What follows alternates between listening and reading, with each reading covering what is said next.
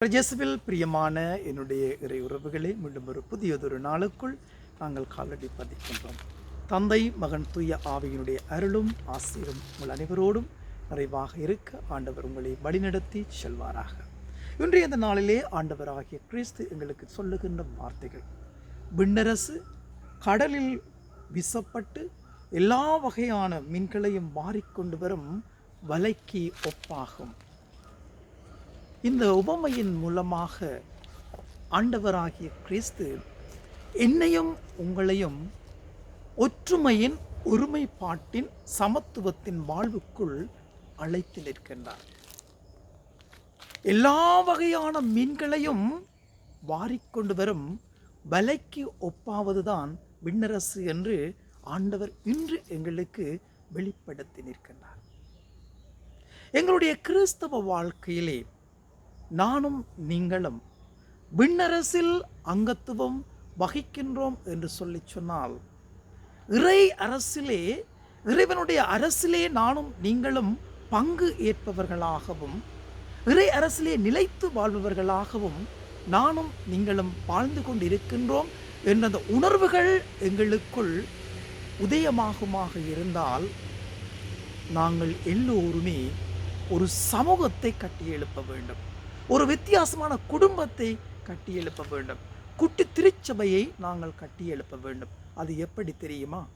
பாகுபாடுகளற்ற, வேற்றுமைகளற்ற, உயர்வு தாழ்வு மனப்பான்மையற்ற, நான் தான் உயர்ந்தவன் அவன் தாழ்ந்தவன் என்ற பாகுபாடுகள் அற்ற, ஏழை பணக்காரன் என்ற வித்தியாசம் அற்ற ஒரு நிலையினை எங்களுக்குள் உள்வாங்கி ஒரு புதியதொரு சமூகத்தை நாங்கள், புதியதொரு குடும்ப வாழ்க்கையை நாங்கள், புதியதொரு சமூகத்தை நோக்கிய ஒரு பாதையிலே நானும் நீங்களும் பயணிக்க வேண்டும் என்பதே ஆண்டவருடைய விருப்பமாக இருக்கிறது.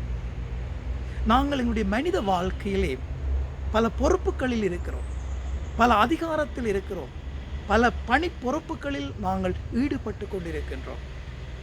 இவ்வாறான நிலைகளிலே நாங்கள் எல்லோரையும், எங்களோடு வாழுகின்ற உள்ளங்கள் ஒவ்வொன்றையும் ஒரு சமத்துவமான பாதையிலே, ஒரு ஒற்றுமையின் பாதையிலே, ஒரு மகிழ்ச்சியின் பாதையிலே, அமைதியின் பாதையிலே வழிநடத்தி செல்லும் உள்ளங்களாக நாங்கள் மாற்றம் பெற வேண்டும்.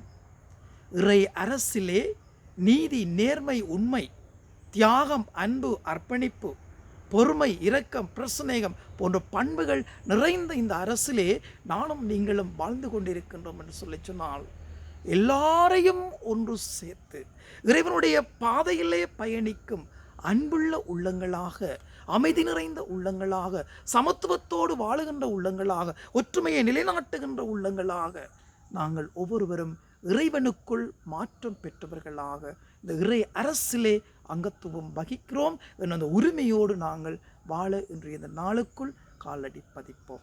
பாகுபாடுகள் வேண்டாம், ஏற்றத்தாழ்வுகள் வேண்டாம், உயர்ந்தவன் தாழ்ந்தவன் என்ற பாகுபாடுகள் வேண்டாம், ஏழை பணக்காரன் என்ற பாகுபாடுகள் வேண்டாம்.